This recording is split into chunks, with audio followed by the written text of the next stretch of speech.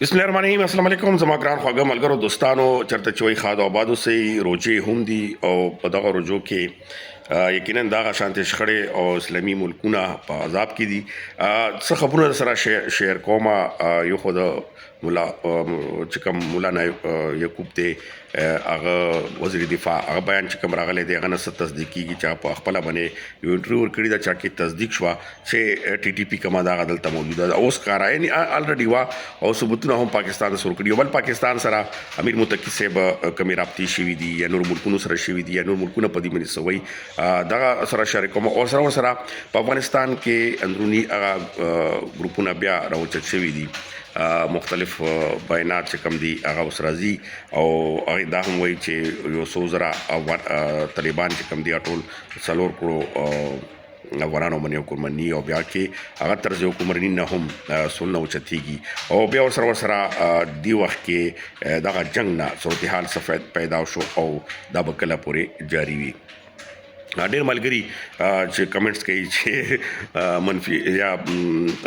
دروغ یا دا شانتې کمنټس کوي، نو هغه ملګرو ته دا خواست دی چې یو خو خبرونه تصدیق کوئ او زما دې ورځو کې تاسو څومره ویلاګونه وګورئ سنسنۍ خیز یا دغه شانتې تیز هغه نه مونږ ډډه ځکه کوو او کم راځما چې په داسې حالاتو کې ډېر دروغ خورېږي نو مونږ کوشش کوو اول خو دروغ نه هغه دا بل دا دی چې دروغ مظلم لنډ دی او ورسره دروغو نه زما هسې په ذاتي زندګي کې هم ډېر زیات نفرت دی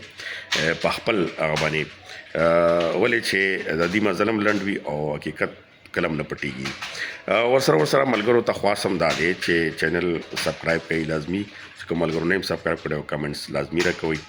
دې وخت کې روجې هم دي او زموږ د پریس کلب الیکشن دی، ما هم دا بیج لګولی دی ډیموکریټک پینل په دې کې منډو ترړو کې هم بوخت یم. تاسو نه دعاګانې هم کوو چې موږ دغه پینل دې ځل ټول موږ صحافیان چې کوم اپوزیشن غټ نومونه دي دې ځل یو ځای شوي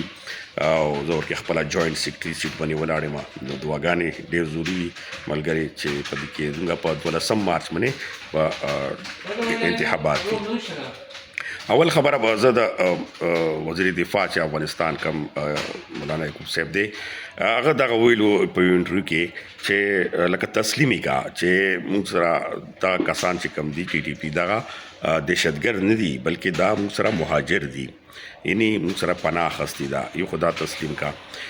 بل دې خبرو سره هغه نور هم داسې ډېر څومره جوابونه چې ورکړه چې هغه خپله باندې د افغانستان کې د ترهګرو ګروپونو سپورټ یعنی دا یې تسلیم کړه. خو دې نه دا تاثر تاسو واخلئ چې آیا تاسو د افغانانو حکومت څنګه نمایندګي کوئ چې په هغه په وجه باندې څو کسانو په وجه باندې تاسو د افغانستان دوره تبعي وکړه، د خلکو تبعي وکړه، دلته خلکو ته سره مشکلات دي، ولس ته سره مشکلات دي، نو دا شانتې خو ډیپلوماسي نه وي. بیا بل طرف ته په طالبانو کې خپله کې هم مینځ کې ډېر زیات اختلافات اوس مینځ کې راغلل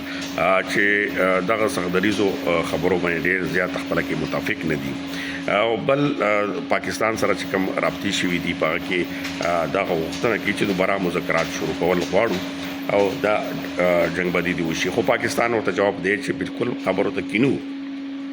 خو کوم مطلبات دي چې نور ولي مسعود او بل حافظ ګلبدر به موږ ته حواله کوئ په دې شرط باندې به مخته خبرې وړاندې وځو. اوس دغه داسې شرطونه دي چې یقینا اوس نه پته لګي چې آیا دا څومره پورې افغان حکومت په دې باندې تسلیم کیږي. بیا ورسره که تاسو وګورئ خبرونه ډېر زیات خورېږي چې پاکستان دې وخت کې کومه ټیکونه کړي دي، تقریبا 4 فضايي حملې دي چې هغه کې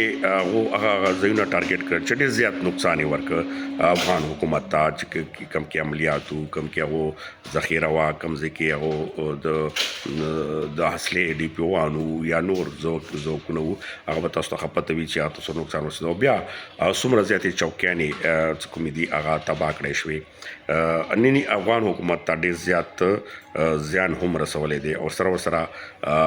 دا یو پیغام هم دی چې موږ ولس باندې خو ټیکونه نه کوو، خو بهرحال دي کې ولس خامخا راځي په ګیره کې ډېرو حملو کې چې کې کورونه ولس ته زیان رسېدلی دی او خامخا ګولۍ دي په هر ځای باندې تللی شي، نو هغه باندې هم موږ موږ هم مزاحمت کوو دغه شانتي نه وي په کار خو جنګ کې بیا صورتحال بدلېږي دغه شانتي چې کوم افغان حکومت نه کومې ګولې ورېږي کوم په دا بورډرز باندې ټول پوښتنه دي ځینې خالي کړي هم دي خو هغه کې هم عام ولس ته زیان رسېدلی دی کورونو ته زیان رسېدلی دی اوس دغه جګړه چې کومه ده دا به کم څه پرې رسي او کم نیویت پورې ورسي یقینا چې اوس په افغانستان کې چې کوم احمد شاه مسعود تاسو بیان بوریدلی چې باقاعده راغلی دی دغه شانتي نور طالبان کې زړه لیډرشپ کې بلوزي حسن خان سره مرکه کې هغه تاسو واورېدلی مني واورئ دغه شانتي مخالفت کې ډېر زیات راوتل چې دا د تو غلطه پالیسي ده او په دې افغانستان په دغه صورتحال باندې یا دغه په طالبانو سره متفق نه دي یعنی دغه شانتي اوازونه به تاسو اوس ډېر واورئ چې د افغان دغه حکومت طرز حکومت چې کوم دی خپل افغانانو دپاره ناقابل قبول دی ولې ډېرې خبرې پکې داسې راځي چې هغه لکه یا ټولې دنیا کې نړۍ کې هغه ومنل بیا هغه شانتي سفارتکارو سره کول په دې کې یو اوس خبر بل کېږي چې هلته کوم سفارتخانې دي خاص کر چین شو روس شو یا نور ملکونه کوم نو هغه هم کیدای شي چې په دغه شان صورتحال کې واپسي وکړي یعنی بیا افغانستان چې کوم یو تمه لرله چې ټولې دنیا سره به منسلک شي او به منلی شي سوا د انډیا نه دو به یوازې پاتې شي بیا به لکه مشکلات کې ګیر شي دې وخت کې هم ډېر زیات مشکلات کې دي نو هغه افغانانو وروڼو ته ډېر زیات مشکلات چې هغه دلته دي که لربر دي او که بیا هغه په خپل افغانستان کې پاتې کېږي نو څومره زیات مشکلات جوړ شول نو دغه شانتي خبرونه چې کوم موږ اکثر تاسو سره وایو چې په دې باندې لږ نظر اچول پکار دي خو دې وخت کې صورتحال د خیتې او بیا خاص کر پاک افغان صورتحال ډیزل پاکستان چې کوم حکمرانان دي یا فیصله کوونکي دي هغې وایي چې یا به دا دهشتګرد وي چې کوم باندې حملې کوي ولې چې اوس بیانات داسې راځي په ښکاره باندې یو ثبوتونه داسې پیدا شوه چې خودکش په موږ سره 4,000 خودکش دي هغه به موږ پاکستان ته ولیکېدو نو هر شهر کې به حملې کېږي نو اوس دغه صورتحال باندې یقینا چې دا جنګ خو داسې کې نشي وڅرې دی او خبرې هم پکې روانې دي خو مطالبات چې کم دي هغه منلو نه پس په پاکستان وایي چې بیا موږ خبرو اترو ته کېږو اوس دې وخت کې دا روجې هم دي او سخت مشکلات هم دي او معاشي صورتحال نور هم خرابېږي بیا خاص کر هغه غریب طبقه چې کم طبقه ډېر زیات ځپلې شوي دي